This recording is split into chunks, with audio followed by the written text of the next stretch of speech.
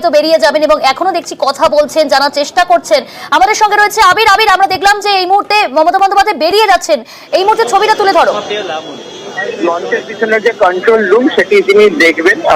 ওদিকেও প্রচুর মঞ্চের পিছনে কর্মী সমর্থকরা রয়েছেন, সম্ভবত তাদের সাথেও তিনি শুভেচ্ছা বিনিময় করতে পারেন, তারপর তার এখান থেকে বেরিয়ে যাওয়ার কথা। তুমি দেখলেও যে তিনি আসার পর তিনি বিভিন্ন যারা নেতা রয়েছেন, নেত্রী, তাদের প্রত্যেকের সঙ্গে তিনি কথা বলেছেন, বিভিন্ন বিষয়ে তিনি খোঁজ খবরও তিনি নিয়েছেন। সম্ভবত মমতা বন্দ্যোপাধ্যায়ের যে সভাস্থল পরিদর্শন যেটি ছিল, সভাস্থল পরিদর্শন শেষ হয়ে গিয়েছে, তিনি বেরিয়ে যাচ্ছেন। অরূপ বিশ্বাস, ফিরাদ হাকিম তাদেরকে নিয়ে তিনি এই মুহূর্তে সাংবাদিকদের সম্মেলন করবেন, সেই প্রস্তুতি নেওয়া হচ্ছে। একেবারেই আবির, সঙ্গে থাকো। মঞ্চের পেছনে যে কন্ট্রোল রুম করা হয়েছে সেখানেও তিনি যাচ্ছেন এবং সেখানেও তিনি খতিয়ে দেখবেন, একেবারে সামনে থেকে চাক্ষুষ করবেন, কোথাও কোনো রকম খামতি যাতে না থাকে সেই সমস্ত বিষয়গুলোই কিন্তু তিনি নিজে সরেজমিনে দেখছেন।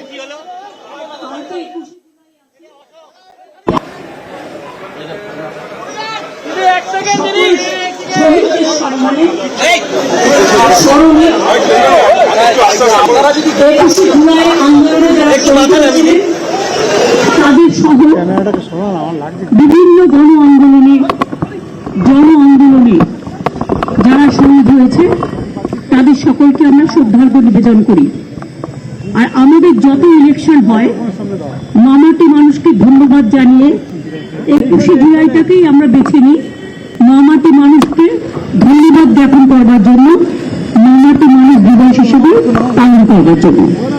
21শে জুলাই আমরা কিন্তু কোনো কিছু অর্গানাইজ করি না, প্যান্ডেলটুকু ছাড়া। বাদবাকি সবটা কর্মীরা নিজেদের টানে আসেন এবং কত দূর দূর থেকে, জেলা থেকে আসেন, কত দূর দূর থেকে হেঁটেও আসেন। আমার সবার কাছে একটাই অনুরোধ থাকবে, শান্তিপূর্ণভাবে মাথা ঠান্ডা করে সবাই আসবেন। আর যারা বাসে আসবেন, অনেক দূরে দূরে জেলা থেকে, বাসের ড্রাইভারকে বলবেন আস্তে চালাতে, জোরে যেন না চালায়, যাতে কোনো অ্যাক্সিডেন্ট না হয়। আমি পুলিশকেও বলেছি ব্যাপারটা দেখে রাখতে। আর দুই হচ্ছে, ট্রেনে যারা আসবেন, ট্রেন তো আপনারা জানেন, ওদের কিন্তু 15 দিন আগে মিটিং করে আমরা রিকোয়েস্ট করেছিলাম যে যেন ট্রেন কোনো রকম ভাবে বাতিল করা না হয় বা বন্ধ করা না হয়। উপরন্তু যে কোনো বড় জমায়েত হলে, আমি নিজে রেল মিনিস্টার হিসেবে কাজ করে এসেছি অনেকবার, আমি জানি এটা রেলের ডিউটি টু ক্লিয়ার দ্য রাশ।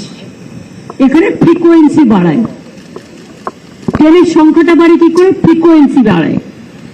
সুতরাং আমি আশা করব রেলেও যারা আসবেন এবং রেল পরিষেবা যেন ঠিক মতো থাকে, আমরা আবেদন করছি, আগাম বলে রাখছি। দুই হচ্ছে, যারা রেলেও আসবেন বাইরের দিকে কেউ মাথা ঝুঁকাবেন না, কারণ অনেক সময় আমি দেখেছি মিটিংয়ে আসতে গিয়ে বাইরের দিকে মাথা ঝুঁকাতে গিয়ে ট্রেনের যে পিলারগুলো থাকে তাতে ধাক্কা খেয়ে মারা গেছে আমাদের 3-4 জন কর্মী। কোনো মানুষই যেন এটা না করে, তাদের নিজেদের জীবনের নিরাপত্তার জন্য। এইটুকু বলে গেলাম। বাদ বাকি যা বলার আমি প্রতিবারই আসি, কর্মীদের সাথে দেখা করে যাই। আমাদের এখানে নেতা কেউ নেই, এখানে সবাই তৃণমূলের সহকর্মী।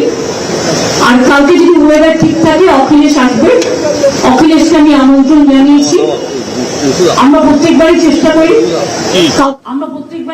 করি কাউকে না কাউকে নতুন করে নিয়ে আসার। এছাড়াও বুদ্ধিজীবীদেরও অনেককেই আমরা আমন্ত্রণ জানিয়েছি, যারা প্রতিবারই থাকেন।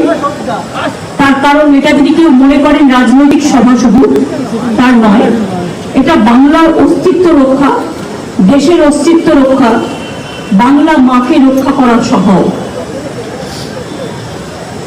কাজী আপনাদেরও আমি প্রেস মিডিয়াকে তার কারণ এটা যদি কেউ মনে করেন রাজনৈতিক সভা শুধু, তার নয়।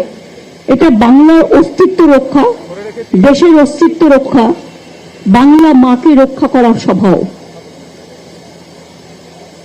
কাজী আপনাদেরও আমি প্রেস মিডিয়াকে আবেদন জানিয়ে যাচ্ছি, যদি কোথাও ভুল ত্রুটি হয় আমাদের যারা থাকবে দায়িত্বে তাদের বলবেন, দেখে দেবে।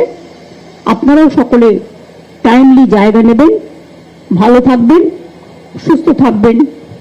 বাংলার মামাটি মানুষকে সহ দেশের সকলকে আমাদের অজস্র ধন্যবাদ, কৃতজ্ঞতা, প্রণাম, সালাম, দণ্ডবতী। সবাই ভালো থাকুন।